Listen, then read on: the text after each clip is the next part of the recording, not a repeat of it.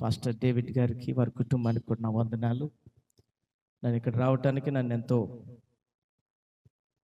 Request చేసి నన్ను ఆహ్వానించిన తమ్ముడు అనిల్ గారికి, అలాగే వారి కుటుంబానికి కూడా నా ప్రత్యేకమైన వందనాలు తెలియజేస్తున్నాను. మీ మధ్యలో ఉండటాన్ని బట్టి చాలా సంతోషిస్తున్నాను. కొన్ని నిమిషాలు ఈ రాత్రి కాలం దేవుడి వాక్యాన్ని మీతో మాట్లాడాలని ఆశపడుతున్నాను. ఎంతమంది దేవుడి వాక్యం వినడానికి ఇష్టపడుతున్నారు? ప్రైజ్ గాడ్, హల్లెలూయా. బైబిల్లో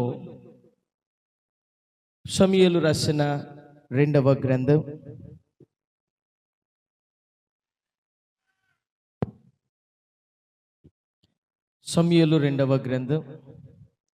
19వ అధ్యాయం 31-32 వచనాలు చూద్దాం. సమూయేలు 2వ గ్రంథం 19వ అధ్యాయం 31-32 వచనాలు. మరియు గిలాదీయుడగు బర్జిల్లాయి రొగేలేం నుండి యోర్దాను అద్దరికి వచ్చి రాజుతో కూడా నది దాటెను. బర్జిల్లాయి 80 సంవత్సరముల వయసు కలిగి బహుముసలవాడయుండెను.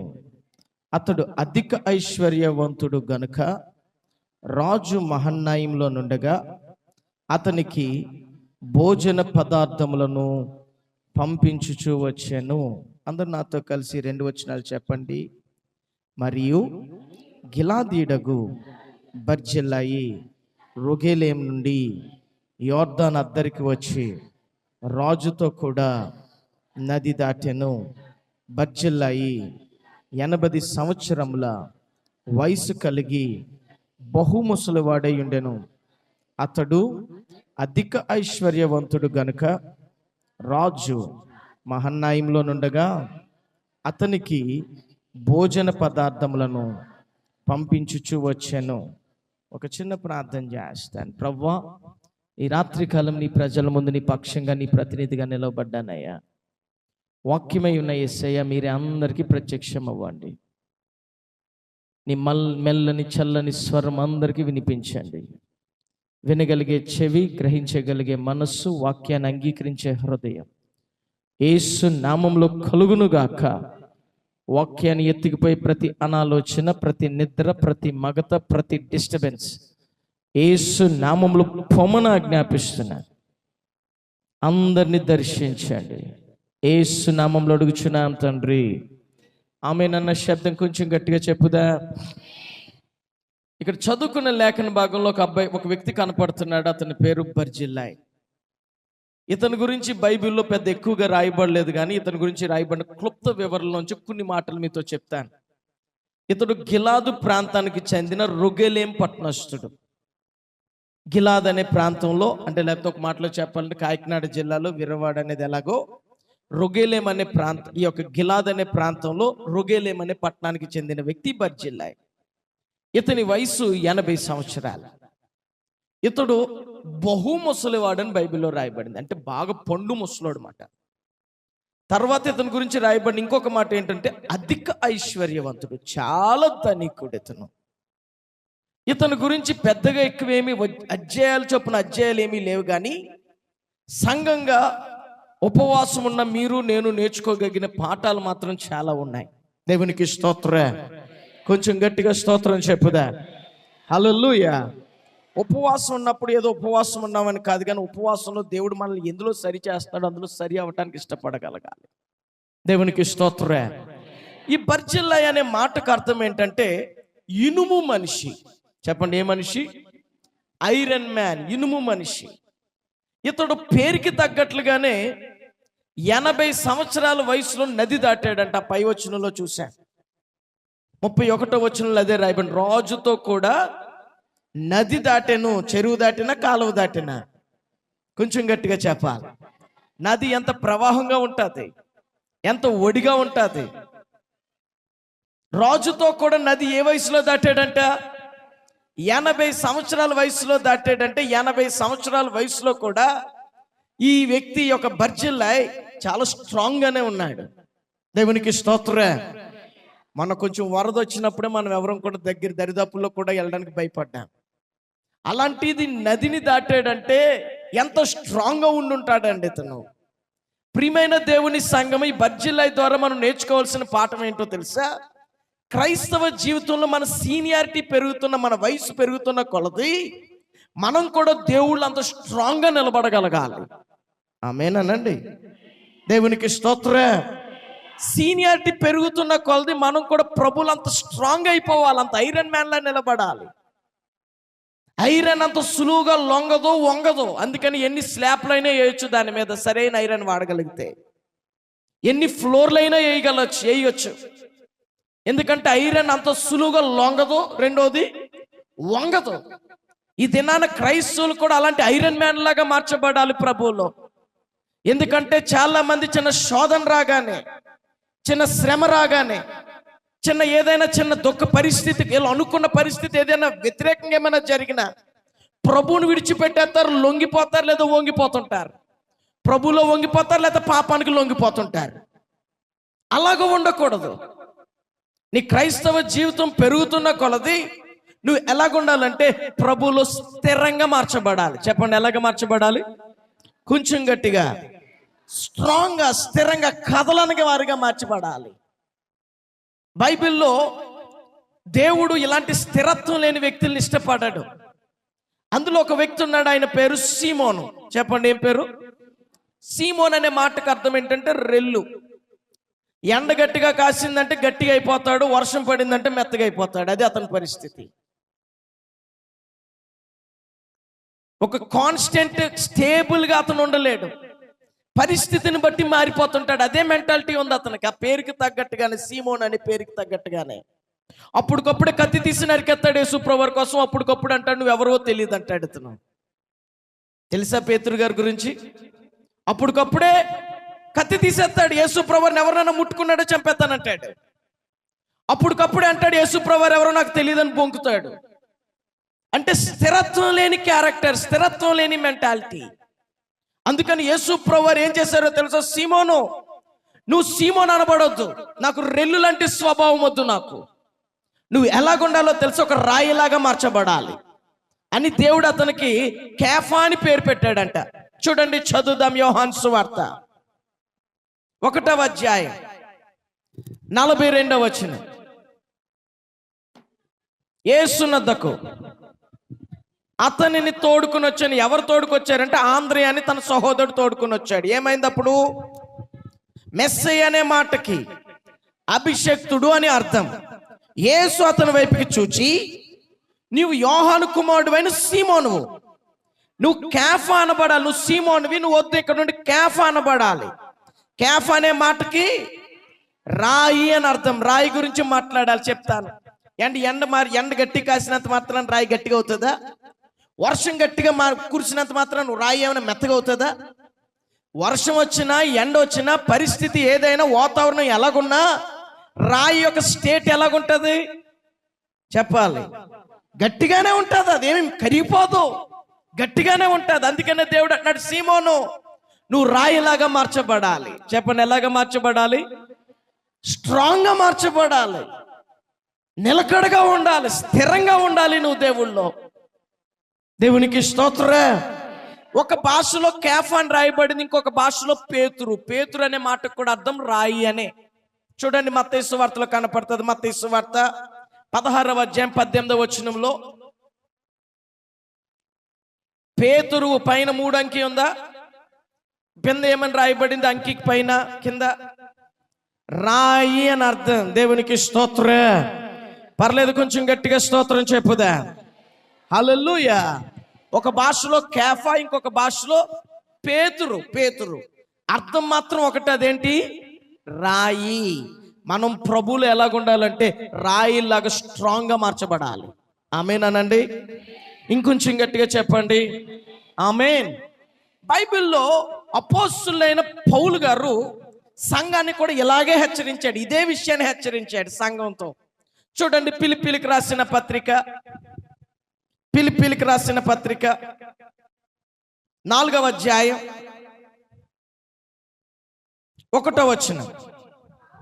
కావున నేను ఆపేక్షించు నా ప్రియ సహోదరులరా, నా ఆనందము, నా కిరీటంనై ఉన్న నా ప్రియులరా, ప్రభునందు స్థిరులైయుండుడి. దేవునికి స్తోత్రం. అపోస్తులైన పౌలు గారు ఫిలిప్పీ సంఘంతో మాట్లాడుతూ ఫిలిప్పీ సంఘంతో అంటున్నాడు, నేను ఆపేక్షించే నా ప్రియ సహోదరులారా.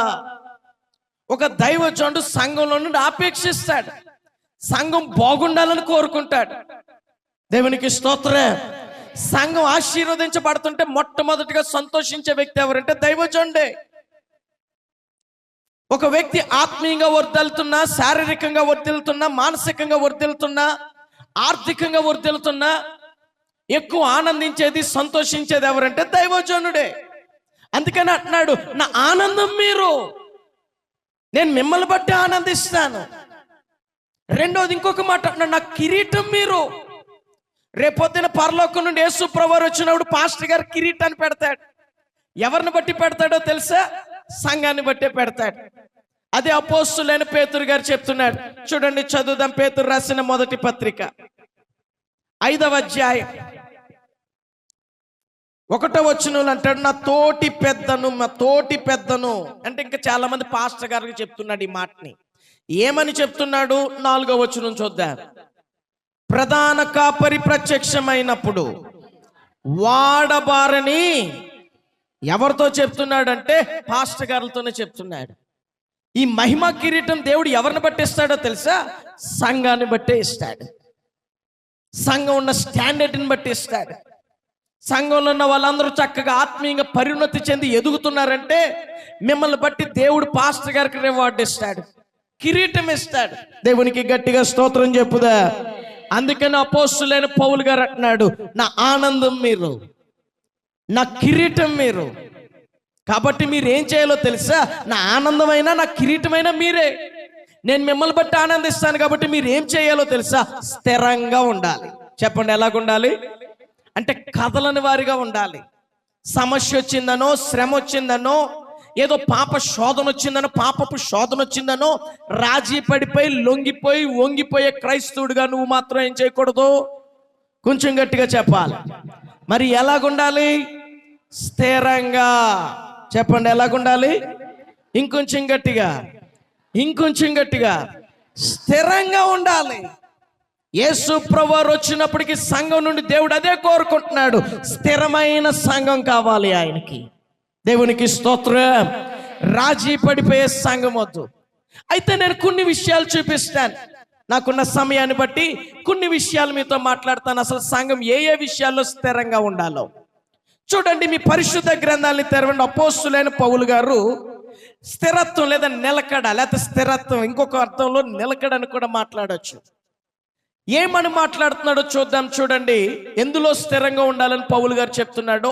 అపోస్తుల కార్యాలు 13వ అధ్యాయం, అపోస్తుల కార్యాలు 13వ అధ్యాయం 43వ వచనం.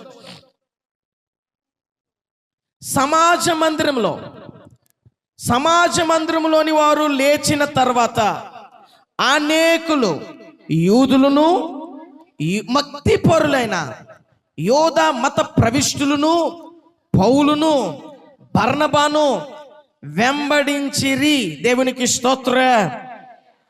అపోస్తులైన పౌలు గారు సమాజ మందిరంలో వాక్యం బోధించాడు. అయిపోయిన తర్వాత లేచినప్పుడు ఆయనతో పాటు చాలా మంది యూదులు, యోధ మత ప్రవిష్టులు కూడా ఆయన వెంబడించారు. వెంబడించినప్పుడు ఏమైంది? వీరు వారితో మాట్లాడుచు, అంటే పౌలు ఏం చేస్తున్నాడో తెలుసా? వాళ్ళతో మాట్లాడుతూ ఏం చెప్తున్నాడంట? చదువుదాం. దేవుని కృపయందు నిలకడగా అంటే స్థిరంగా ఉండవలనని వారిని హెచ్చరించెను. దేవునికి స్తోత్రం. అపోస్తులైన పౌలు గారు, బర్నబా గారు వారిని వెంబడిస్తున్న యూదులందరి వైపుకు తిరిగి వాళ్ళతో మాట్లాడుతూ వాళ్ళు ఒక విషయంలో హెచ్చరిస్తున్నాడు. ఏమని హెచ్చరిస్తున్నాడో తెలుసా? మీరు ప్రభువులో స్థిరంగా ఉండాలి. ఎలాగుండాలి? కొంచెం గట్టిగా చెప్పాలి.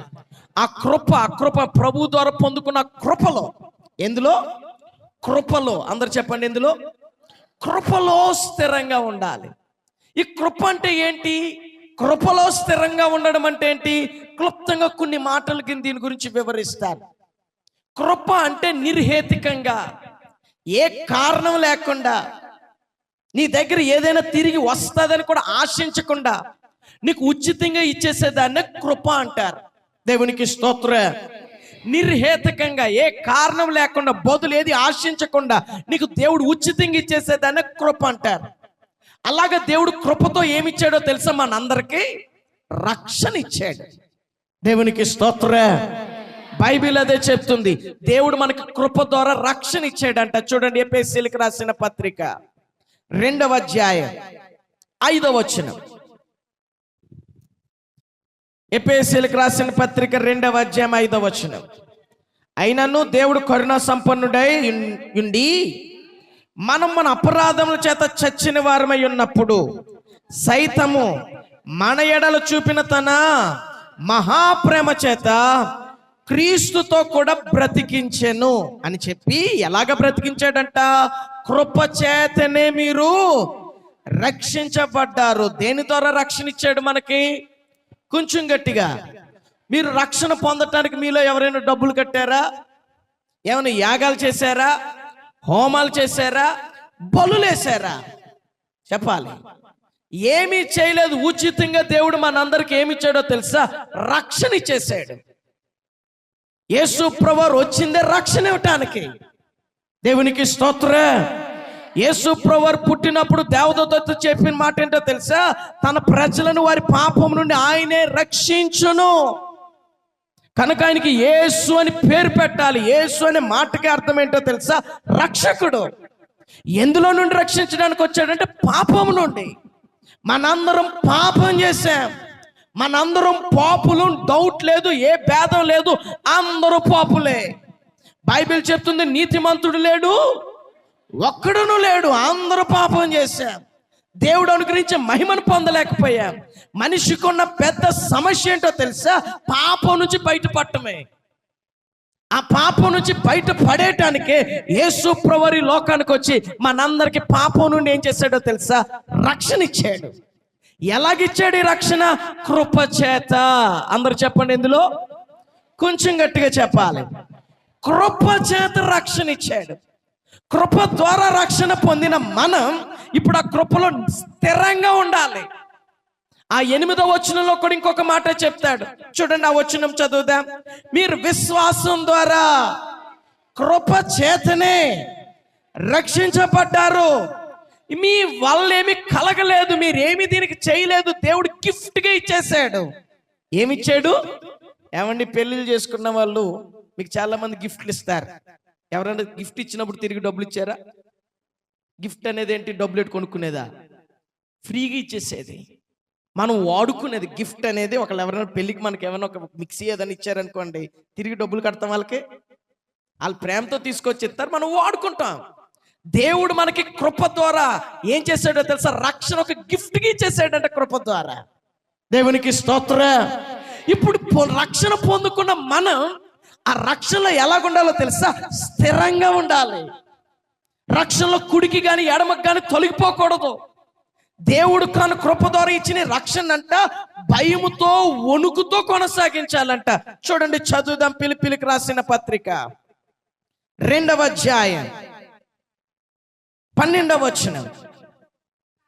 కాగా ప్రియులరా, మీరెల్లప్పుడు విధేయులై ఉన్న ప్రకారం నా ఎదుట ఉన్నప్పుడు మాత్రమే గాక మరి ఎక్కువగా నేను మీతో లేని ఈ కాలమందు భయంతోను వణుకుతోను మీ సొంత రక్షణ కొనసాగించండి. దేవునికి స్తోత్రం. దేవుడిచ్చిన రక్షణని ఎలాగ స్థిరంగా ఉండాలి అంటే భయపడుతూ కొనసాగించాలి. చాలా మంది మందిరానికి వచ్చినప్పుడు చాలా భయభక్తులు ఉంటాయి, చాలా పరిశుద్ధంగా ఉంటారు. అమ్మో, వీళ్ళ మందిరంలో చూస్తే ఎంత భక్తులు అనిపిస్తుంది. అదే మందిరం దాటి గేట్ బయటికి వెళ్ళిన తర్వాత, హలో, మందిరం దాటి గేట్ బయటికి వెళ్ళిన తర్వాత మీ ఉద్యోగాల్లో, మీ వ్యాపారాల్లో, మీ కాలేజీలో, మీ చదువుల్లో, మీ స్కూల్లో ఎలాగుంటుంది మీ రక్షణ? ఎలా కాపాడుకుంటున్నారా రక్షణ? ఇక్కడికి వస్తే స్తోత్రం హల్లెలూయా అంటూ బయటికి వెళ్తే నీ నోటంట వచ్చే మాటలేంటి? బయటికి వెళ్తే నువ్వు మాట్లాడే మాటలేంటి? నీ ప్రవర్తించే విధానం ఏంటి? దేవుని సంఘం ఒకసారి పరీక్షించుకో. దేవుడు నీకు ఇచ్చిన రక్షణని నువ్వేదో ఇష్టం వచ్చినట్లు వాడుకుంటావని కాదు. ఆ రక్షణ భయంతో వణుకుతో కొనసాగిస్తూ ఆ రక్షణలో స్థిరంగా ఉంటావని. ఆమేనండి. దేవునికి స్తోత్రం. బైబిల్లో యోధా అనే దైవజనుడు ఒక మాట చెప్పాడు. కొంతమంది అంట దేవుడిచ్చిన కృపనంట కామాతృతకు దుర్వినియోగం చేసి పాడేశారంట. చూడండి, చదువుదాం యోధా పత్రిక 4వ అధ్యాయం. యోధా పత్రిక 1వ వచనం అండి. 4వ అధ్యాయం 1వ అధ్యాయంలో 4వ వచనం. ఏలయనగా కొందరు రహస్యంగా చొరబడ్డారు. మందిరాల్లోకి వస్తున్నారు, రహస్యంగా చొరబడ్డారు. ఏ విధంగానో అమ్మ నాన్న బలవంతం చేశారనో, లేకపోతే ఉద్రేకంతోనో, లేకపోతే ఏ వర్తమానం ద్వారానో పట్టించబడో, లేకపోతే నా తోటి వీళ్ళు కూడా రక్షణ పొందుతున్నారనో ఏదో విధంగా మందిరాలకి చొరబడ్డారు. చొరబడి ఏం చేస్తున్నారంట? వీళ్ళకి భక్తి లేదు, దేవుని గురించిన జ్ఞానం లేదు. భక్తిహీనులై దేవుడు వాళ్ళకి ఇచ్చిన కృపను కామాతృత, వీళ్ళకున్న శరీర కార్యాలకి, వీళ్ళకున్న శరీరేచ్ఛలకి ఏం చేస్తున్నారంట? దుర్వినియోగపరిచేస్తున్నారంట. దేవుడు నీకు రక్షణ ఇవ్వటం అంత సులువుగా ఇవ్వలేదు. ఏదో ఒక మాటతో ఇచ్చేలేదు రక్షణ. నీకు రక్షణ ఇవ్వటానికి ఆ దేవాది దేవుడు విడిచిపెట్టకూడని భాగ్యాన్ని విడిచిపెట్టేశాడు. దాసుడైపోయాడు, రిక్తుడైపోయాడు, అందరి చేత విసర్జించబడ్డాడు. ఈ మట్టి శరీరాన్ని దాల్చుకుని మన కొరకు రక్తమంతా కార్చేశాడు, ప్రాణం పెట్టించాడు. విలువైన ఈ రక్షణ ఇవ్వటానికి ఆయన పే చేసిన ప్రైజ్ మాటల్లో చెప్పలేనిది. అది వెండి బంగారాల వంటి క్షయ వస్తువుల చేత కాదు మనకు రక్షణ ఇస్తా. అమూల్యమైన క్రీస్తు రక్తం ద్వారా రక్షణ వచ్చింది మనకి. ఇంత గొప్ప రక్షణ వచ్చిన తర్వాత చాలా మంది ఏం చేస్తున్నారో తెలుసా? ఆ రక్షణని వీళ్ళకున్న శరీర కార్యాలకి దుర్వినియోగం చేసేస్తున్నారు. దేనికి దుర్వినియోగం చేస్తున్నారు? శరీర కార్యాలకి వీళ్ళకున్న తుచ్చమైన అభిలాషలకి. కాబట్టి యోధా గారు ఏమంటున్నాడు చదవండి. మన అద్వితీయనాథుడును మన ప్రభు అయిన క్రీస్తును కూడా విసర్జించేస్తున్నారు. తీర్పు పొందుటకు వారు పూర్వమందే సూచించబడి ఉన్నారు. దేవునికి స్తోత్రం. పర్లేదు, కొంచెం గట్టిగా స్తోత్రం చెప్పుదా. వీళ్ళకున్న చెడ్డ ఆశలకి దేవుడిచ్చిన రక్షణ పోగొట్టేసుకుంటారు. దేవుని సంగమా, బర్జిల్లా జీవితంలో ఒక పాఠం ఏంటో తెలుసా? అతని వయసు 80 సంవత్సరాలైనా స్ట్రాంగ్గా ఉన్నాడు. నువ్వు ప్రభువులో సీనియారిటీ పెరుగుతున్న కొలది, క్రైస్తవ్యంలో నీ వయసు పెరుగుతున్న కొలది, నీ శారీరక వయసు కాదు, ఏ దేవుళ్ళో నీ వయసు పెరుగుతున్న కొలది నువ్వు ప్రభువులో ఇంకా స్ట్రాంగ్గానే ఉండాలి తప్ప లొంగిపోయే వ్యక్తిగా ఉండకూడదు. దేవునికి స్తోత్రం. కొంచెం గట్టిగా స్తోత్రం చెప్పుదా. బైబిల్లో ఒక వ్యక్తి ఉన్నాడు, అతని పేరు యోసేపు. ఇతని గురించి మాట్లాడొచ్చు. ఇతన్ని గద్దించే తండ్రి లేడు అతని దగ్గర. అమ్మ లేదు ఇతనికి. తప్పు చేస్తే గద్దించే అమ్మ లేదు, నాన్న లేడు, అన్నయ్యలు లేరు, ఎవరు లేరు. ఒక మాటలో చెప్పాలంటే ఒక అనాదిగా ఉన్నాడు ఇతను. ఇతనికి అలాంటి టైంలో ఒక శోధన వచ్చింది ఇతని జీవితంలోకి. పోతీఫర్ భార్య ఇతన్ని ప్రేరేపిస్తుంది, పాపానికి రెచ్చగొడుతుంది.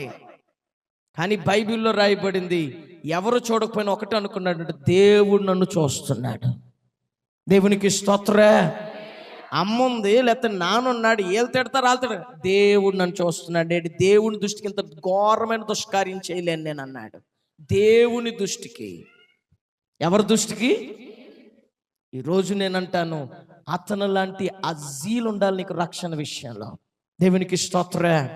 నేను ఇలాంటి స్నేహితులతో తిరిగితే నా పరిశుద్ధత పోతుందేమో, ఇలాంటి లోకస్తులతో నేను ఉంటే నా పరిశుద్ధత పోతుందేమో. నువ్వెప్పుడైతే అలాంటి తీర్మానం చేసుకుని అంత స్ట్రాంగ్గా ఉండగలుగుతావో, నేనంటా నీ సంఘంలో ఒక బర్జిల్లాయిగా మార్చబడతా. ఆమేననండి గట్టిగా, ఇంకొంచెం గట్టిగా ఆమేననండి. దేవునికి స్తోత్రం. ఎంత స్ట్రాంగ్గా ఉన్నాడో ఒక చిన్న శాంపుల్ ఎగ్జాంపుల్ చెప్తాను. ఆ పోతీఫర్ భార్య ప్రతిరోజు మాట్లాడుతుందంట, ప్రతిరోజు శోధింతుంది, ఒక రోజు చొక్కా పుట్టుకుంది, నాతో సైనింతావా సైనించవా అని. ఏమండి ఒక మాట చెప్తాను, మగోళ్ళు బలవంతులు, ఆడోళ్ళు బలవంతులా? మగోళ్ళే బలవంతులు. డౌట్ ఏమన్నా ఉందా? డౌట్ ఉంటే ఏమీ లేదు, ఒక 50 కేజీలు బస్తా మీ మీద ఒకటి, వాళ్ళ మీద ఒకటి వేయటమే. ఎవరు స్ట్రాంగ్గా ఉంటారు?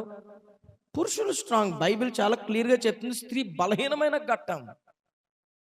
ఈవిడ బలహీనమైన వ్యక్తి స్త్రీ. ఈవిడ చొక్కా పట్టుకుంటే ఒక తోపు తోసేచావండి.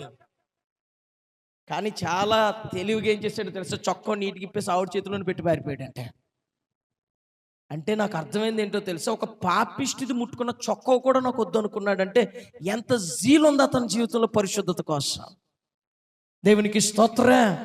నేను పరిశుద్ధంగా ఉండాలి, నా రక్షణ పోగొట్టుకోకూడదు, దేవుడు నన్ను చూస్తున్నాడు, నేను అపవిత్రం అవ్వకూడదు, నేను ఇలాంటి దుష్కార్యం చేయకూడదు. ఇతనికి ఎంత రోషం ఉందండి పరిశుద్ధత కోసం. ఈరోజు దేవుని సంగమా రక్షణ పొందావు, చాలా కాలం సీనియారిటీ ఉన్న సీనియర్వి నువ్వు. ఈరోజు నిన్ను అడుగుతున్నాను, నువ్వు పొందిన రక్షణ, కృప ద్వారా పొందుకున్న రక్షణలో ఎలాగున్నావు? స్థిరంగా ఉన్నావా? రాజీ పడిపోయావా? స్థిరంగా ఉన్నావా? పడిపోయావా? ఒక్కసారి పరీక్షించుకో. దేవుడు మన నుండి అదే కోరుకుంటున్నాడు. దేవుడిని పాపమంతా కరిగేసి నేను పరిశుద్ధుడిగా మార్చేశాడు. ఎందుకో తెలుసా? ఆయన పరిశుద్ధుడు. ఆయన పరిశుద్ధుడు కాబట్టి మనం కూడా పరిశుద్ధంగానే ఉండాలని కోరుకుంటున్నాడు. మీరు బైబిల్లో ఎక్కడ చూసినా దేవుడి గురించి రాయబడిన మాట ఏంటో తెలుసా? పరిశుద్ధుడని. ఆయన ఒక లోపం లేదు, ఒక చిన్న మచ్చ డాగు కూడా ఆయనలో లేదు. ఆయన పరిశుద్ధుడు. పరలోకంలో దూతలు ఆయన పూజిస్తున్న మాట ఏంటో తెలుసా? పరిశుద్ధుడు, పరిశుద్ధుడు, పరిశుద్ధుడు, పరిశుద్ధుడు. బైబిల్లో ఎక్కడ చూసినా ఆయన గురించి మాట్లాడితే పరిశుద్ధతలో మహనీయుడైన మాట్లాడుతుంది. అలాంటి దేవుడు మన నుండి ఏం ఆశిస్తున్నాడో తెలుసా? పరిశుద్ధత ఆశిస్తున్నాడు. అందుకని ఆ పాపమంతా తీసేసి మనల్ని పరిశుద్ధపరిచేసాడు. మన పరిశుద్ధపరచడానికి తన కుమారుడైన యేసు ప్రభువుని లోకానికి పంపించాడు. ఆ పాపమంతా తీసేయటానికే. మనం పరిశుద్ధంగా ఉండాలనే జగతికి పునాది వేయబడక మునిపే నియమించేశాడంట. చూడండి, ఆ మాట చూపిస్తాను. ఎఫెసీయులకు రాసిన పత్రిక 1వ అధ్యాయం 6వ వచనం. అదంతక చివరి మాట చదువు. మనము తన ఎదుట పరిశుద్ధులమును నిర్దోషములై ఉండవల్లని జగతికి, అంటే ఈ భూమికి ఇంకా పునాది వేయబడక మునిపే ప్రేమ చేత ఆయన క్రీస్తులో మనలను ఏర్పరిచెను. దేవునికి స్తోత్రం. పర్లేదు, కొంచెం గట్టిగా స్తోత్రం చెప్పుదా. జగతికి పునాది వేయబడక మునిపే. దేవునికి స్తోత్రం. దేవుడు మనల్ని ఎందుకు పిలుచుకున్నాడో తెలుసా? పరిశుద్ధంగా ఉండటానికి పిలుచుకున్నాడట. చూడండి, ఆ మాట చదువుదాం. 1 దెస్సలోనికి రాసిన పత్రిక 4వ అధ్యాయం 7వ వచనం. పరిశుద్ధులగుటకే దేవుడు మనలను పిలిచెను గాని అపవిత్రులుగా ఉండటానికి పిలవలేదు. నీకు ఇంత గొప్ప రక్షణ ఇచ్చింది దేని కొరకో తెలుసా? నువ్వు పరిశుద్ధంగా ఉంటావని. దేవునికి స్తోత్రం. బైబిల్లో రాయబడి పరిశుద్ధంగా ఉండటానికంట ప్రయత్నించాలంట. చూడండి, ఆ మాట కూడా చదువుదాం. హెబ్రీయులకు రాసిన పత్రిక 12వ అధ్యాయం 14వ వచనం. హెబ్రీయులకు రాసిన పత్రిక 12వ అధ్యాయం 14వ వచనం. సమాధానమును పరిశుద్ధతయు కలిగి ఉండటానికే ప్రయత్నించండి. మీరు ఎక్కడున్నా పరిశుద్ధంగా, నా రక్షణ పోగొట్టుకోకూడదు, దేవుడు కృప ద్వారా ఇచ్చిన రక్షణ నేను ఎక్కడ మలినం చేసుకోకూడదు, నేను కాపాడుకోవాలని ప్రయత్నం చేయాలని చెప్తూ ఇంకేమంటున్నాడో తెలుసా? పరిశుద్ధత లేకుండా యేసు ప్రభువు ఒక రోజు ప్రత్యక్షం కాబోతున్నాడు. ఆకాశ మండలం మీదకి సంఘం ఎక్కబోతుంది. ఆ రోజు దేవుని సంఘం నువ్వు పరిశుద్ధత లేకపోతే ఆయన్ని చూడలేవు. నీ రక్షణ కాపాడుకోవాలి పరిశుద్ధత, ఒక చిన్న మచ్చ కూడా లేకుండా. దేవుడు సంఘానికి వాక్యాన్ని ఎందుకు పంపిస్తున్నాడో తెలుసా? ఒక చిన్న డాగు మచ్చ కూడా ఉండకూడదు అన్నది ఆయన కోరిక. నీకు రక్షణ ఇచ్చేయటమే కాదు, రక్షణ ఇచ్చిన తర్వాత ఆ రక్షణలో నువ్వు ఎక్కడ మలినం అయిపోకూడదని ప్రతి ఆదివారం, ప్రతి శుక్రవారం ఇలాంటి ఉపవాస కూటాలు పెట్టి ధారాళంగా వాక్యం ఎందుకు పంపిస్తున్నాడంటే ఒక డాగు మచ్చ కలంక మట్టిది ఏది లేకుండా ఒక పరిశుద్ధమైన సంఘంగా ఆయన ఎదుటి నిలబడాలని. దేవునికి స్తోత్రం. పర్లేదు, కొంచెం గట్టిగా స్తోత్రం చెప్పుదా. ఈరోజు దేవుని సంగమా, బర్జిల్లై జీవితంలో మొదట ఒకటి నేర్చుకోలేదు, ఏంటో తెలుసా? స్థిరంగా ఉండాలి. దేవునికి ఇచ్చిన రక్షణలో స్థిరంగా ఉండాలి. ఒక చిన్న మలినం కూడా అంటించుకోకూడదు ఆ రక్షణకి. దేవునికి స్తోత్రం. అంతవరకు నీ రక్షణ కాపాడుకోగలిగితే నువ్వు ధన్యుడివి, నువ్వు ధన్యురాలివి. దేవునికి స్తోత్రం. దేవుడు అలాంటి స్టేబుల్ క్రైస్తవుల కొరకే చూస్తున్నాడు. రెండవది చూపిస్తాను చూడండి. ఇంకొక 2 విషయాలు చెప్పి నేను ముగించేస్తాను స్థిరత్వం కొరకు. నేను బర్జిల్లై గురించి ఇంకా చాలా విషయాలు చెప్పొచ్చు. ఒకే ఒక విషయం ఆయన స్థిరత్వం, ఇంకా చాలా విషయాలు ఉన్నాయి. ఒక విషయంతో ఈ రోజు ముగిస్తాను. చూడండి, చూద్దాం. రెండో విషయం అతని జీవితంలో, రెండో విషయం ఎందులో మనం స్థిరంగా ఉండాలంటే, మీ పరిశుద్ధ గ్రంథాలని తెరవండి, చూద్దాం. కొరింథీయులకు రాసిన 2వ పత్రిక 16వ అధ్యాయం 13వ వచనం. 1 కొరింథీ 16:13 అండి. మెలకువగా ఉండండి, నిలకడగా ఉండండి, పౌరుషంగా ఉండండి, బలవంతులై ఉండండి. దేవునికి స్తోత్రం.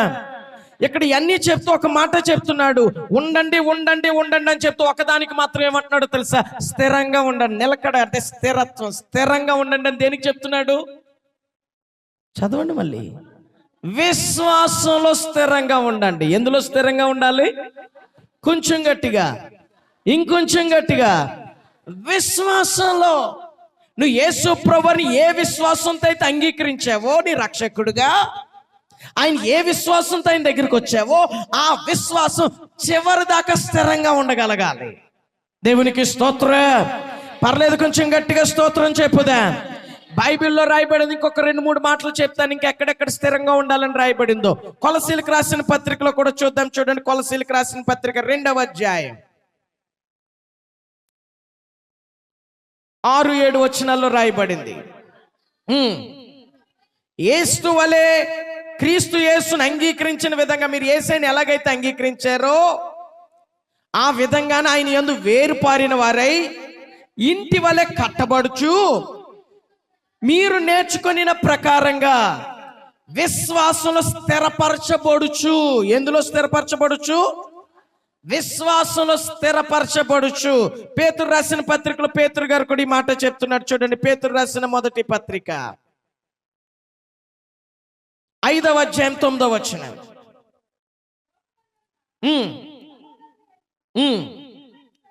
శ్రమలు వస్తాయి, మీ విశ్వాసానికి పరీక్షలు వస్తాయి, విశ్వాసానికి శ్రమలు వస్తాయి, శోధన వస్తుంది. అయితే మీరు ఏం చేయాలంట? మీరు మాత్రం విశ్వాసంలో స్థిరులై ఎదిరించండి. స్థిరులై స్థిరంగా ఉండండి. విశ్వాసానికి పరీక్షలు వస్తాయి. దేవునికి స్తోత్రం. బైబిల్లో 3 యవనస్తులు ఉన్నారు, అననీయ, మిషాయేల్, అజర్యా. వాళ్ళ బబులోను రాజు వాళ్ళ దేవతల పేర్లు పెట్టాడు. షడ్రక్, మేషక్, అబేద్నెగో అనే. ఈ అన్య దేవతల పేర్లు కూడా మన నోటంట ఉచ్చరించకూడదు. షడ్రక్, మేషక్, అబేద్నెగో, అననీయ, మిషాయేల్, అజర్యా దేవుని పేర్లు.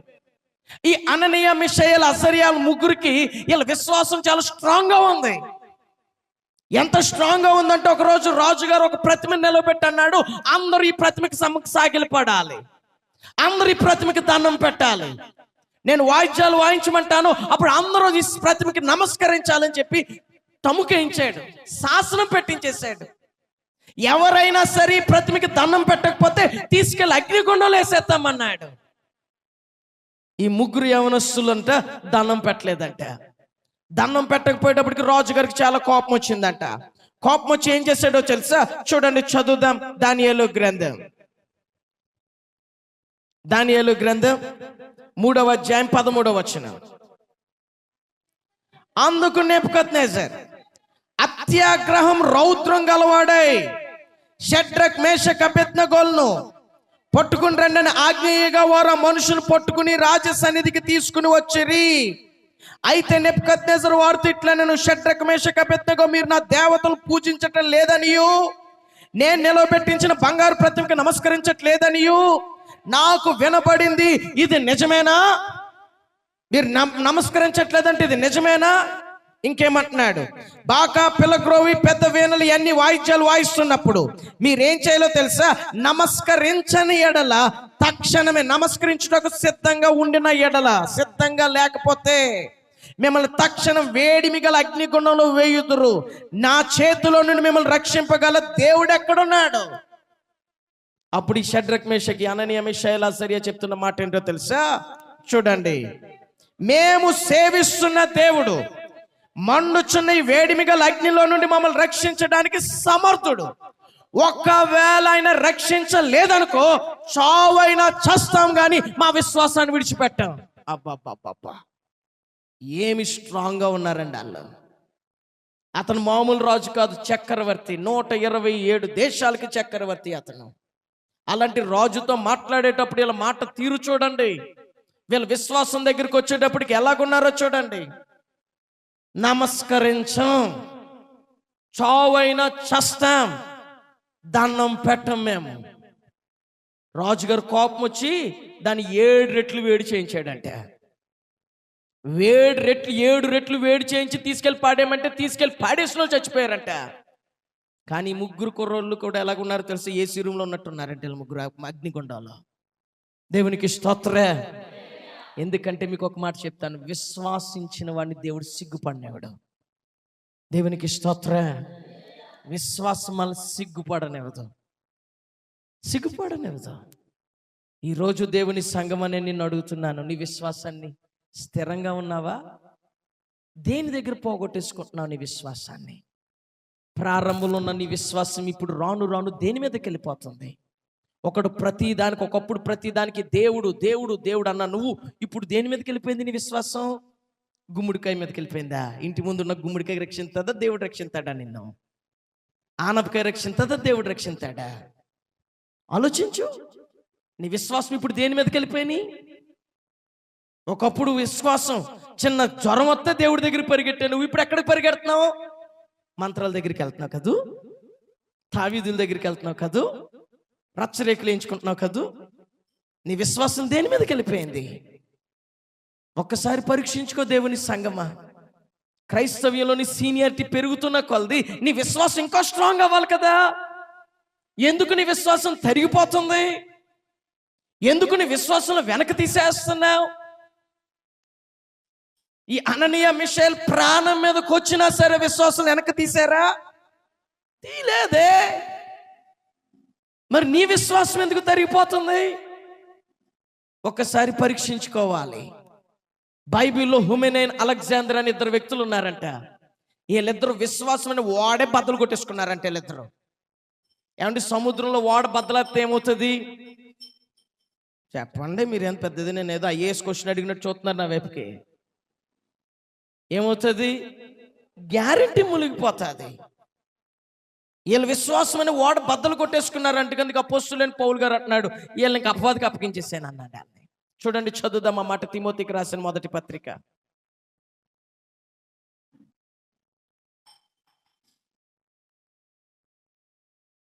1వ అధ్యాయం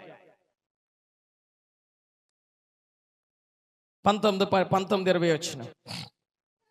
కొందరు త్రోసివేసి విశ్వాస విషయమైన ఓడను బద్దలైపోయిన వారి వలె చెడిపోయారు. వారిలో హుమెనైనను అలెగ్జాండర్ ఉన్నారు. వీరు దూషింపబడకుండా శిక్షింపబడటానికే వీళ్ళు సాతానికి అప్పగించేశాను నేను వీళ్ళని.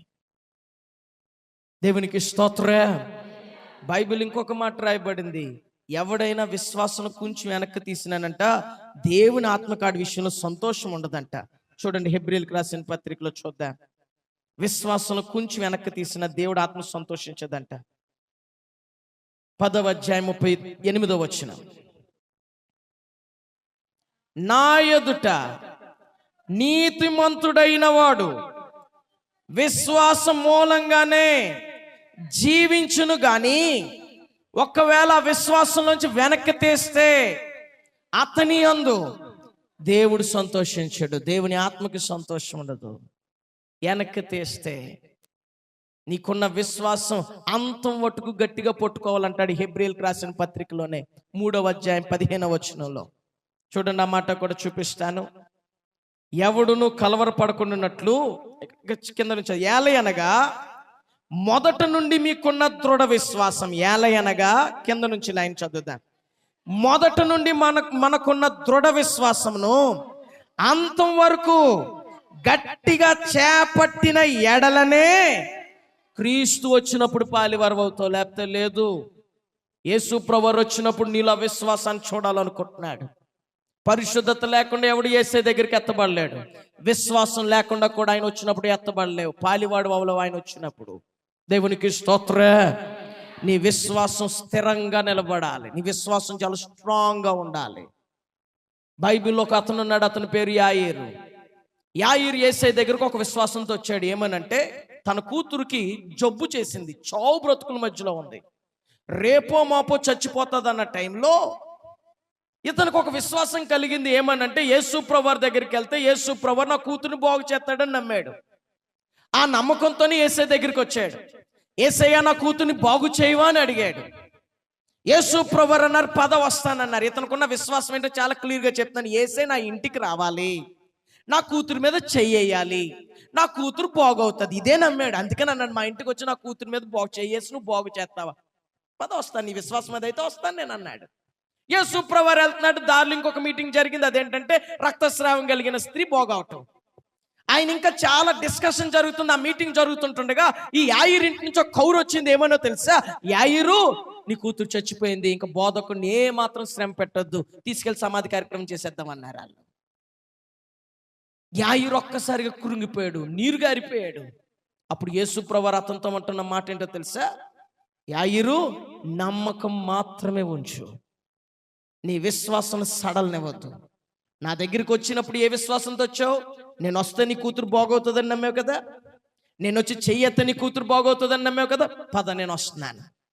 నమ్మకం పోగొట్టుకోక అదే విశ్వాసం కొనసాగించు. తీసుకెళ్ళాడు యాయీరు ఇంటికి. ఇతని విశ్వాసానికి తగ్గట్లే యేసు ప్రభువారు ఇంట్లోకి వెళ్ళారు. యేసు ప్రభువారు లాజరు బయటికి రా అంటే వచ్చాడు కదా. ఏంటి ఇక్కడి నుంచి చెప్తాను కూతురు లేగదంటారా? అతనుకున్న విశ్వాసాన్ని గణపరుస్తున్నాడు యేసయ్య. అతనుకున్న విశ్వాసం ఏంటో తెలుసు? నా ఇంటికి రావాలి, నా కూతురు చేయి పట్టుకోవాలి, ఆయన బాగు చేయాలి. అందుకే నా ఇంటికి వెళ్ళాడు. వాళ్ళ కూతురు పడుకోబెట్టిన మంచం మీద కూర్చున్నాడు, చేయి పట్టుకున్నాడు. తల్లి తకుమి, చిన్నదానా లే.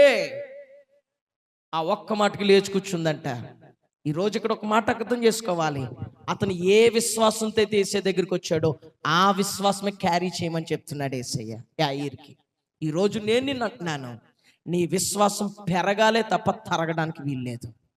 ఒకప్పుడు ఏ విశ్వాసంతో యేసయ్యని నమ్మావో ఆ విశ్వాసం యేసు వచ్చే వరకు గట్టిగా చేపట్టుదుగాక, అంతే స్థిరంగా ఉందుగాక, అంతే స్ట్రాంగ్గా ఉందుగాక. నీ విశ్వాసంలో గట్టిగా స్తోత్రం చెప్పుదా. హల్లెలూయా. ఇంకొక విషయం చెప్పి నేను ముగించేస్తాను. ఎంతమంది వాక్యం ఇంకా వినాలని ఆశపడుతున్నారు? Praise lord. నాకు పాస్టర్ గారు చెప్పిన టైం గుర్తుంది, ఆ టైంలోనే ముగించేస్తాను. మూడో విషయం చూద్దాం. చూడండి ఎందులో స్థిరంగా ఉండాలో. చూడండి, మీ పరిశుద్ధ గ్రంథాలని తెరవండి. కొలసీలకు రాసిన పత్రిక 4వ అధ్యాయం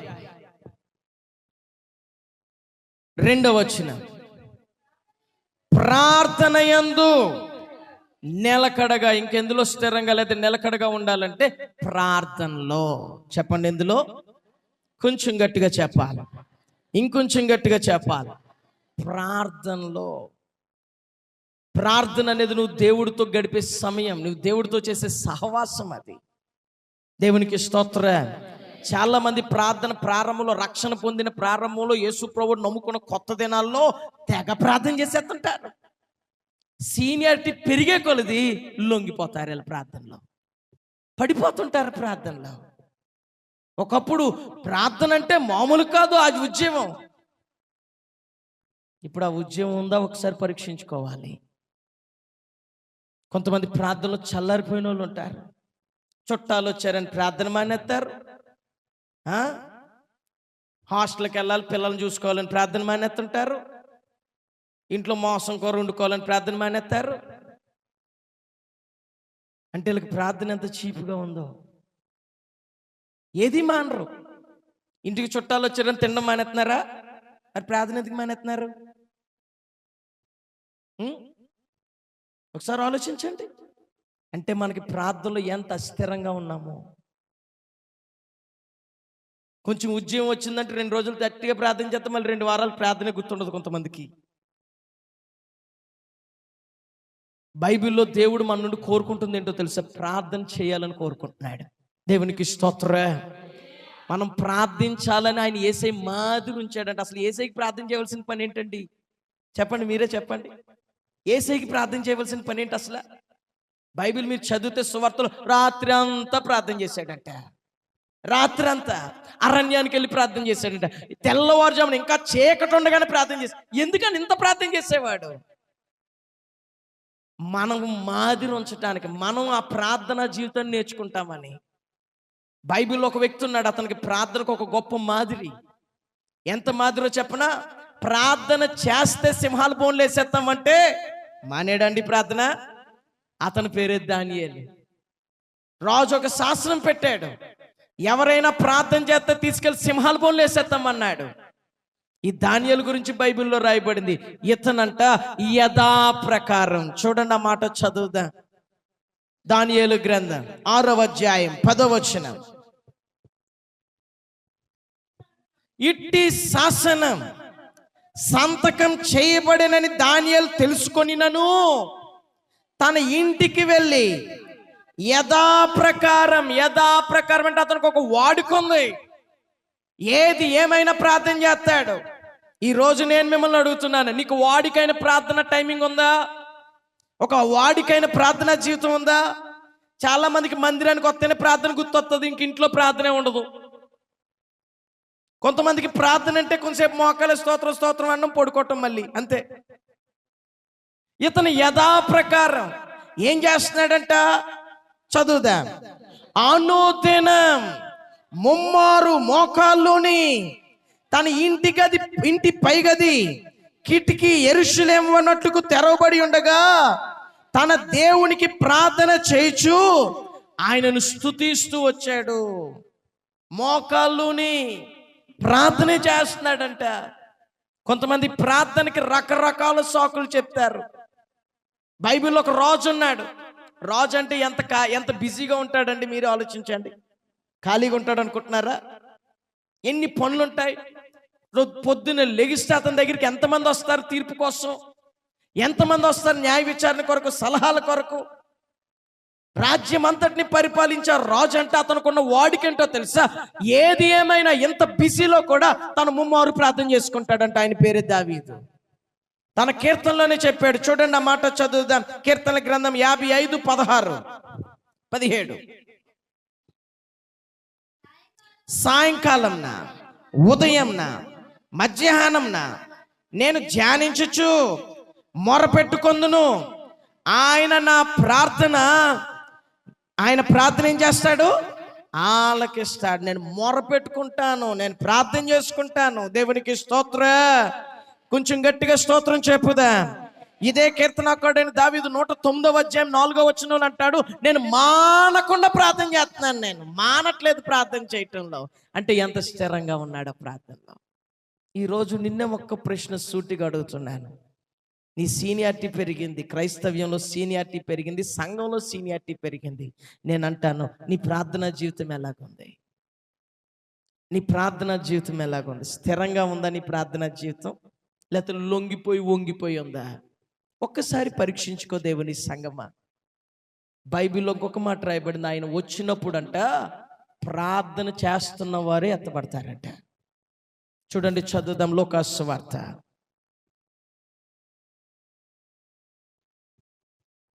21వ అధ్యాయం 36వ వచనం. జరుగుతున్న వీటినెల్లను తప్పించుకుని మనుష్య కుమారుడు అంటే యేసు ప్రభువు ప్రత్యక్షమైనప్పుడు ఆయన ఎదుట నిలవబడుటకు శక్తి గలవారగునట్లు మీరు ఒక స్థిరమైన ప్రార్థనా జీవితం ఉండాలి. చెప్పండి, ఏముండాలి? స్థిరమైన ప్రార్థనా జీవితం. నీ ప్రార్థనా జీవితం ఇప్పుడు వరకు ఎలాగుందో నాకు తెలియదు. ఈ ఉపవాస ప్రార్థనలు ఇది 2వ రోజులో దేవుడు నీతో మాట్లాడుతున్నాడు. దేవుని సంగమా, నువ్వు స్థిరంగా మార్చబడాలి ప్రార్థనలో. నీ ప్రార్థనలో ఒక స్టెబిలిటీ రావాలి. నీ ప్రార్థనలో ఒక నిలకడ వచ్చేయాలి. లొంగిపోకూడదు, పరిస్థితులను బట్టో, లేకపోతే సమయం లేదనో, పనులు ఉన్నాయనో, ఇలాగున్నాయనో, అలాగున్నాయో, ఇది వచ్చిందనో, అది వచ్చిందనో నీ ప్రార్థనా సమయం మారకూడదు. నువ్వు ప్రార్థనలో స్థిరంగా మార్చబడాలి. దేవునికి స్తోత్రం. దావీదు రాజ్యంలో బర్జిల్లై అని ఒక ముసలాయన ఉన్నాడు. అతని జీవితంలోంచి మీతో ఒక విషయం మాట్లాడు. ఒక విషయం అదేంటంటే, అతను 80 సంవత్సరాల వయసులో కూడా స్ట్రాంగ్గా ఉన్నాడు. ఐరన్ మ్యాన్ లాగా ఉన్నాడు. ఈరోజు దేవుని సంగమా, నువ్వు కూడా దేవుళ్ళు అంత స్ట్రాంగ్గా మార్చబడాలి. ఏ విషయాల్లో స్ట్రాంగ్గా మార్చబడాలి? మొదటిది ఏం చెప్పాను? మీకు ఇవ్వబడిన పరిశుద్ధత. నీ పాపమంతా కడిగేసి కృప ద్వారా నీకు పరిశుద్ధత ఇచ్చేసాడు. ఆ పరిశుద్ధతలు ఏముండాలి? స్థిరంగా. అందరు చెప్పండి, ఎందులో ఎలాగుండాలి? ఎందులో? కొంచెం గట్టిగా, ఇంకొంచెం గట్టిగా. మళ్ళీ పాపం జోలికి వెళ్ళకూడదు. రక్తం కారునంతగా పోరాడాలి కానీ పాపంతో రాజీ పడకూడదు. నీ రక్షణ పోగొట్టుకోకూడదు. నీ వస్త్రాలు మలినం చేసుకోవద్దు. నీ వస్త్రాలను పోగొట్టుకోవద్దు. స్ట్రాంగ్గా నిలబడు పరిశుద్ధతలో. రెండోది ఏంటి? విశ్వాసంలో స్థిరంగా మార్చబడాలి. యేసు వచ్చినప్పుడు యేసే మనలో విశ్వాసాన్ని చూడాలనుకుంటున్నాడు. విశ్వాసం లేకుండా దేవుడికి ఇష్టలై ఉండుట. యేసు ప్రభువారు వచ్చేటప్పటికు నీకున్న విశ్వాసం దృఢంగా పట్టుకోవాలి. చేపట్టు అంత మట్టుకు గట్టిగా పట్టుకోవాలి. ఆ విశ్వాసాన్ని వదులుకోవద్దు. నీ విశ్వాసం ఇంకా దేని మీదకి వెళ్ళనివ్వకు. మనుషుల మీద కాదు, మనుషులు కల్పించిన పద్ధతుల మీద కాదు. నీ విశ్వాసం దేవుడి మీదే ఉండాలి. దేవునికి స్తోత్రం. చివరిగా మూడోది, ప్రార్థనలో స్థిరంగా. యేసయ్యా, ఈరోజు నన్ను స్థిరమైన జీవితం నాకు ఇవ్వండి అని అడుగుదా. సంఘం స్థిరంగా ఉండాలని దేవుడు కోరుకుంటున్నాడు. ఎంతమంది విన్న వాక్యాన్ని బట్టి నేను స్థిరంగా ఉండాలి అని ఎంతమంది అయితే ఆశపడుతున్నారు? మీరందరూ లేచి నిలబడండి. నేను మీతో కలిసి ప్రార్థన చేస్తాను. 2 నిమిషాలు నేను ప్రార్థన చేస్తాను. త్వరగా లేచి నిలబడండి. నిజమే, నా క్రైస్తవ్యంలో సీనియారిటీ పెరుగుతుంది. క్రైస్తవ్యంలో నా వయసు పెరుగుతుంది. నేను చాలా విషయాల్లో రాజీ పడిపోయాను, చాలా విషయాల్లో లొంగిపోయాను, చాలా విషయాల్లో వంగిపోయాను. నేను అలాగ ఉండకూడదు. నేను స్థిరంగా ఉండాలి. బర్జిల్లై 80 సంవత్సరాల వయసులో కూడా స్థిరంగా ఉన్నాడు. అతనికి పేరుకి తగ్గట్లే. దేవుడికి అస్థిరులొద్దు, స్థిరులే కావాలి. ఆయనకి స్థిరులే కావాలి. దేవుడికి అస్థిరులు అనేవారు అస్సలు వద్దు. దేవుడికి, ప్రవ్వా నాకు స్థిరత్వం దయచేయండి ప్రవ్వా. ఎంతమంది యేసయ్యని అడగటానికి ఇష్టపడుతున్నారు? నోరు తెరిచి, యేసయ్యా నాకు స్థిరత్వం దయచేయండి ప్రవ్వా, నాలో స్థిరత్వం దయచేయండి ప్రవ్వా, నాకు స్థిరత్వం దయచేయండి ప్రవ్వా. నోరు తెరుద్దాం. కొంచెం బిగ్గరగా, ఇంకొంచెం బిగ్గరగా.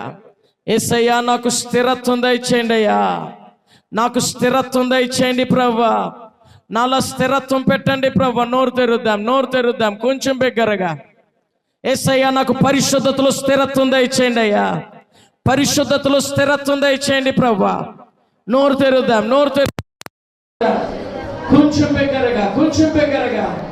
యేసయ్యా నాకు పరిశుద్ధతలో స్థిరత్వం దయచేయండి, పరిశుద్ధతలో స్థిరత్వం దయచేయండి. నేను రాజీ పడకూడదు ప్రభు. నా పరిశుద్ధత విషయంలో నేను రాజీ పడకూడదు ప్రభు. నోరు తెరుద్దాం.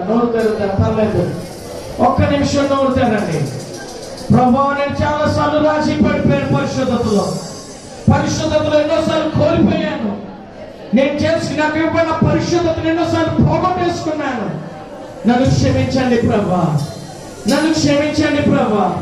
నన్ను పరిశుద్ధపరచండి ప్రభా. నాకు ఆ పరిశుద్ధతను గురించిన దప్పిక దయచేయండి ప్రభా, పరిశుద్ధతను గురించిన ఆశ నాకు దయచేయండి ప్రభా. నోరు తెరిచి ఇంకొంచెం గట్టిగా. యేసయ్యా నాకు విశ్వాసంలో స్థిరత్వం దయచేయండి. నా విశ్వాసం చెదరకూడదు ప్రభా, నా విశ్వాసం పరిస్థితులను బట్టి చెదిరిపోకూడదు ప్రభా. పరిస్థితి ఏదైనా, పరిస్థితి అనుకూలంగా ఉన్నా లేకపోయినా, శ్రమలే వచ్చినా, ఉపద్రవం వచ్చినా, ఏది ఏమైనా నేను మాత్రం నా విశ్వాసంలో స్థిరంగా ఉండాలి ప్రభా. నోరు పెరుగుతా. కొంచెం గట్టిగా. యేసయ్యా నాకు స్థిరత్వం దయచేయండి ప్రభా. నేను విశ్వాసం వెనకడుగు వేయకూడదు ప్రభా. నా విశ్వాసంలో నన్ను స్ట్రాంగ్ గా చేయండి ప్రభు. నోరు తెరిచి ఇంకొంతమంది నోరు తెరవట్లేదు. నోరు తెరవండి, ప్రార్థన చేయండి. దేవుడి రాత్రి కాలం ఈ స్వరాన్ని వినాలని ఆశపడుతున్నాను. ఈ రాత్రి కాలం దేవుడి స్వరాన్ని విని నీకు తప్పకుండా నీకు జవాబు ఇవ్వాలని ఆశపడుతున్నాడు. నువ్వు కోరినట్లుగా నిన్ను స్థిరుడిగా చేయాలని ఆశపడుతున్నాడు. కదలని వాడిగా కుడికి కానీ ఎడమ కానీ తలకుండా దేవుని చేయాలని ఆశపడుతున్నాడు. ప్రార్థనలో స్థిరత్వం. ప్రభువా నన్ను క్షమించండి యేసయ్యా. ఎన్నోసార్లు ప్రార్థన నిర్లక్ష్యం చేశాను ప్రభువా. ప్రార్థన పట్ల ఆసక్తి లేకుండా వ్యవహరించాను ప్రభువా. నన్ను క్షమించండి ప్రభువా.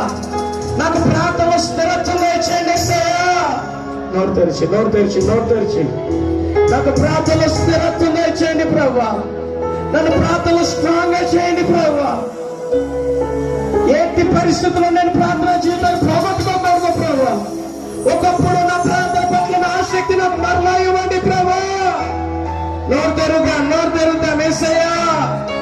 నాకు ప్రార్థన జీవితం ఇవ్వండి ప్రభువా. నాకు ప్రార్థన జీవితం ఇవ్వండి ప్రభువా. నోరు తెరిచి చివరికి ఇంకొక నిమిషం ప్రార్థన చేద్దాం. నేను ప్రార్థన చేస్తాను.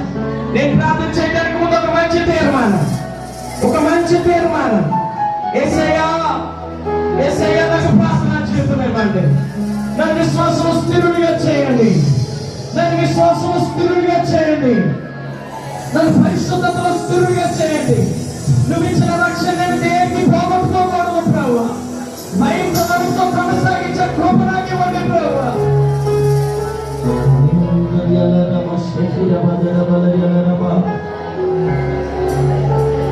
నేను మీ కొరకు ప్రార్థన చేయడానికి ఇష్టపడుతున్నాను. విన్న వాక్యాన్ని బట్టి ఎంతమంది నేను స్థిరంగా ఉండాలని ఆశపడుతున్నాను, నేను ఒక స్థిరుడుగా ఉండాలని ఆశపడుతున్నాను. యేసు ప్రభువు వచ్చినప్పుడు ఆయన దగ్గరికి ఎత్తబడటానికి నేను స్థిరత్వం కలిగి ఉండాలని ఆశపడుతున్నాను. పరిశుద్ధతలో స్థిరుడుగా ఉండాలని కోరుకుంటున్నాను. విశ్వాసంలో స్థిరుడుగా ఉండాలని కోరుకుంటున్నాను. ప్రార్థనలో స్థిరుడుగా ఉండాలని కోరుకుంటున్నాను అని ఎంతమంది అయితే యేసయ్యకి రాత్రి కాలం చెప్పడానికి ఇష్టపడుతున్నారు వారందరూ కూడా మీ చేతులు రెండు ఆకాశం వైపుకి ఎత్తారు. పరిశుద్ధాత్మ దేవుడు మన చేతులు బలపరుస్తున్నాడు. ఎందుకంటే పరిశుద్ధాత్మ దేవుడు మన మంచి సహాయకుడు. సత్యంలో మనం ప్రతిష్ఠించేవాడు పరిశుద్ధాత్మ దేవుడు. విన్న వాక్యాన్ని బట్టి మనల్ని ఆ ప్రకారం జీవింప చేయడానికి మనం నడిపించేవాడు పరిశుద్ధాత్మ దేవుడు. ఇదిగో ప్రభువా, చేతులు ఎత్తిన ప్రతి చేతుల్ని బలపరచండి అయ్యా. మా ముందు పరిచయం ఒక వ్యక్తి నుంచి అతని జీవితం ద్వారా మాతో మీరు మాట్లాడినందుకు మీకు స్తోత్రాలు ప్రభువా. అతను ఎలాగైతే 80 సంవత్సరాల వయసులో కూడా నది దాటి అంత స్ట్రాంగ్ గా ఉన్నాడు. క్రైస్తవ జీవితంలో క్రైస్తవ్యంలో మా వయసు పెరుగుతున్న కొద్ది, క్రైస్తవ్యంలో మా ప్రవేశం యొక్క భవిష్యత్ వయసు పెరుగుతున్న కొద్ది, సీనియారిటీ పెరుగుతున్న కొద్ది చేతులెత్తిన ప్రతి ఒక్కరు మీరు స్థిరులుగా మార్చబడుదురుగాక. కుడికి కానీ ఎడమ కానీ కొనకుందురుగాక. యేసు నామములో ప్రతిష్ఠించబడుదురుగాక. పరిశుద్ధతలో స్థిరులుగా మార్చబడుదురుగాక. ఇది ఎవరి కృప దుర్వినియోగం చేయకుందురుగాక. విశ్వాసంలో స్థిరులుగా మార్చబడుదురుగాక. ప్రార్థనలో స్థిరులుగా మార్చబడుదురుగాక.